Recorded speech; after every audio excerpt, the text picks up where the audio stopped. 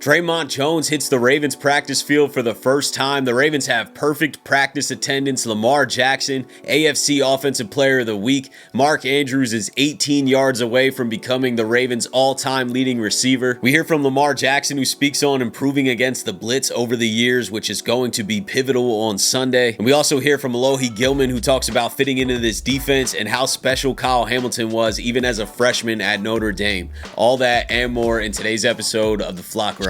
Ravens flock. The flock rundown is the place to be.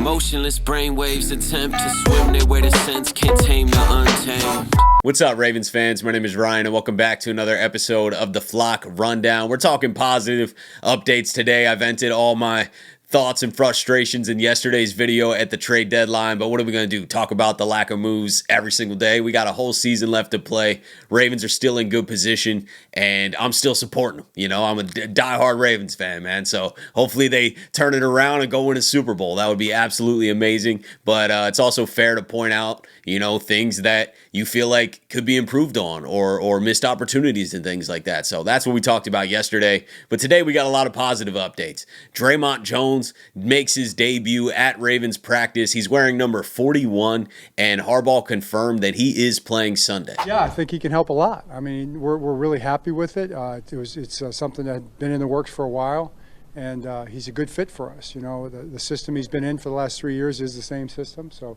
he picks it up quickly there, and he's a really good fit just style of play-wise. So we absolutely will get him weaved into it right away, and he'll be playing on Sunday. John, is the versatility that he's shown in the past where he can slide inside, is that something appealing to you guys as well? It is something, yeah, especially in pass downs, you know, to get in there and give you some work inside as well. He hasn't been doing that this year as much, but he's done a lot in the past, so that's a big part of it. I'm excited about this addition. For how frustrated I was yesterday about the lack of interior defensive line additions, we still needed an edge, and I think Dre'Mont Jones solves that edge problem along with Carl Lawson. We can't forget about that signing as well. I think both make their debut Sunday, so I'm excited to see what they bring. Dre'Mont Jones has been playing all season, so he's in football shape, ready to go, is having a career year, 4.5 sacks so far this season. Somebody who physical as hell. We're going to attack every play like it's the last, and we're going to go out there and just try to kill or be killed.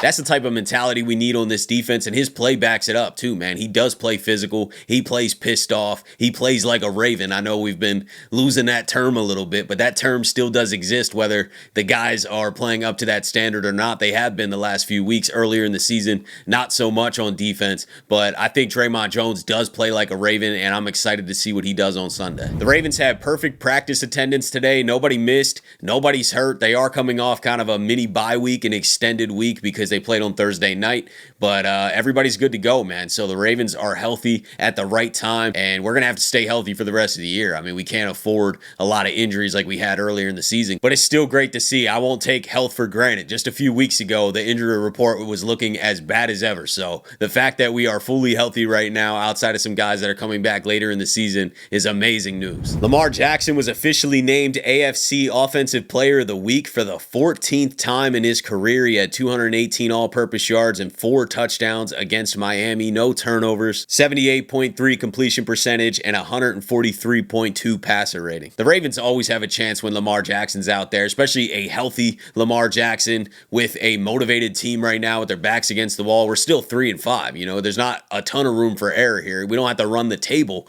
but we can't lose a bunch of games. You know, I think that we definitely got to keep this winning streak rolling, and that snowball of momentum needs to carry into the division games as well. If we run through the division, there's no doubt in my mind that the Ravens are going to make the playoffs. And the Ravens in the playoffs with Lamar Jackson, Derrick Henry, you always have a shot, man. As negative as I was yesterday about, you know, not believing that we can win a Super Bowl because we're just not strong enough in the trenches against the top teams, I still feel like that could be a huge issue, but you do always have a chance. Lamar Jackson is the greatest player in the world and is the wild card that can change this. So I'm still hoping that we go on a magical run. It would be nothing better. It'd be the greatest story in franchise history, starting out 1-5 to turn all this around, and Lamar Jackson is going to be the only one who can really lead us there. I've struggled with overeating and maintaining a healthy relationship with food for majority of my life, to be honest with you. I go in and out of pockets of eating really well and exercising all the time, and then slowly out of nowhere I'm eating late at night and just overeating. And I learned that this relationship I have with food is a trauma response to stress or just any emotion, boredom.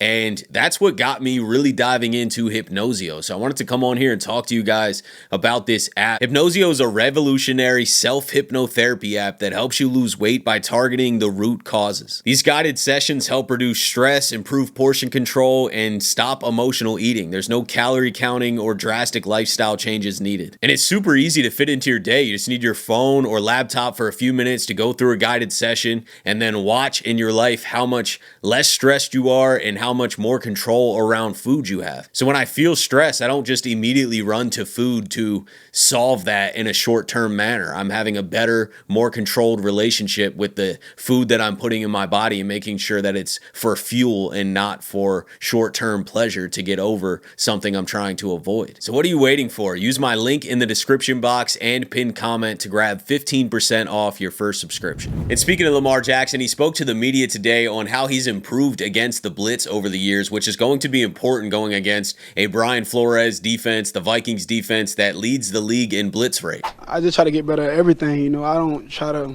single my mind out and focus on one thing. I try to focus on everything I could to get better, you know, and blitzes was one of them, because early on in my career, I believe we was getting sacked like, you know, like crazy. And me just getting older, you know, older in my career, 8th year, it's like, man, we got to get the ball a lot, got to know where the protection, know where the hots are.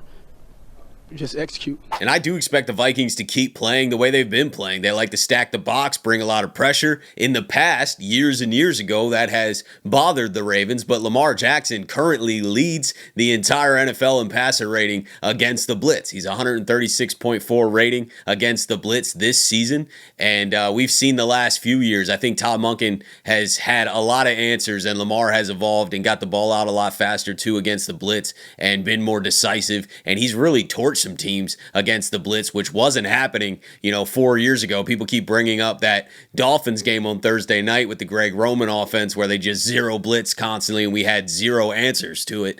That has changed since then. So although the Vikings may blitz and bring some pressure because that's what they usually do, I think that the Ravens are well equipped now, maybe not from an offensive line standpoint, but we've had this same offensive line and Lamar Jackson has still been able to get the ball out of his hands and attack downfield. I don't see that changing at all. I'm definitely worried that maybe our run game struggles a little bit more in this game if they are stacking the box like that. We haven't been able to get the run blocking to where it needs to be so that we can create a lot of open lanes for Derrick Henry. So I think that's still going to be the Vikings' goal in this game. Stack the box, try and stop the run, and bring a lot of pressure to Lamar. But Lamar has countered that very successfully over the last few years, so it shouldn't really be a concern. I mean, Lamar Jackson has been unbelievable against the blitz. He's the best quarterback in the league against the blitz. And maybe the Vikings change their game plan a little bit and don't blitz as much, but I'd be surprised because they do lead the league in blitz rate. And that's really been Brian Flores' strategy for years now. So I don't expect a lot to change, but I think the Ravens have all the answers to counter that. Moving on to Mark Andrews, he's only 18 yards away from passing Derrick Mason to become the Ravens' all-time leading receiver in yards. He already leads in touchdowns. I mean, this is one of the greatest Ravens to ever play in franchise history. You say what you want about Mark. I know a lot of fans got a lot of bitter taste in their mouth from last year's playoff performance against the Bills and previous playoff performances. But other than that, Mark's been solid. I think Mark's been great this year. He was great last year at 11 touchdowns. Yeah, the playoff struggles are definitely a concern and something to point out, no doubt. But you can't argue that Mark Andrews is one of the greatest Baltimore Ravens to ever put on a uniform. And he is going to cement himself in the record books this Sunday. We also heard from Alohi Gilman today, who talked about fitting into this Ravens defense, adjusting over the last few weeks, turning this season around, and also a younger Kyle Hamilton coming to Notre Dame as a freshman. There's a lot of good players on the roster. I think that's pretty well known. Sometimes it's just finding a spark, finding the right fit for everyone to figure out their role and be the best at it. Obviously, Kyle Hamilton was a guy who was elite at a lot of different things. So trying to free him up to do what he does best, and I think that's what bringing me here was able to do. Obviously, I have a relationship with him as well, so that was great as well. But I think all of us kind of just finding those roles and just maximizing that, and I'm kind of taking that approach as well, just trying to maximize my role and what can I do to be the best at my role.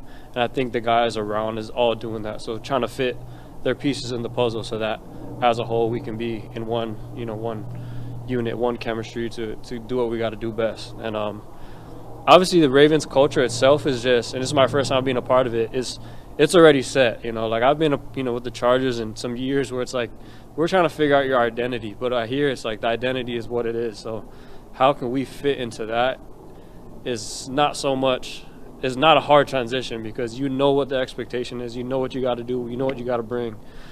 So for me, it was an easy plug and play, and I'm happy to be a part of it. Yeah, I mean, Kyle, obviously, when he came in as a freshman, I was a senior at Notre Dame. It was this tall, lanky dude who like walked around kind of weird and spaghetti arms, spaghetti legs. He was a $185. Like, I mean, you couldn't tell right away. I mean, obviously he was developing into his body. He was a young kid. But when we got to the field and he was able to play, you could see his athleticism. And you could tell that the good thing that I learned from him at a young age or remembered was he was a fast learner. So whether he learned that as he gained experiences through playing ball, that's what it is. But it doesn't surprise me at all. I mean, you could tell after my senior year, his freshman year, that he was going to have potential to be one of the best. That was pretty obvious. He's a humble kid who wants to learn, who's willing to learn and be that guy who what can he do to get better. So, and it kind of carries on to here. But what he does, that's what he does. So it's like, it's no surprise at all, and I'm happy as hell for him. That's it for today, guys. Just wanted to go over all the updates that are out there. Keep it positive, which it really was positive updates today. I mean, there was nothing really negative to talk about. I'm not going to keep talking about the lack of moves at the trade deadline. That was yesterday. It's over with. Let's move on. We got the Vikings Sunday, and we got a lot of games left in this season. So I'm still here for the ride. Can't wait. Excited to watch the Ravens, and I hope they go win a Super Bowl. But let me know what you guys are thinking about everything. Appreciate you guys, as always, for tuning in to another episode of the Flock Rundown. Have a beautiful rest of your day, and let the greatest linebacker in the history of the game take us out. Ravens Flock. The Flock Rundown is the place to be. My man Ryan has been a lifelong Ravens fan since he was born. So I'm telling you now, it's about to go down. Podcast, the Flock Rundown. Ravens, baby. Nothing gets better than waking up and wondering how high we can fly. Tune in.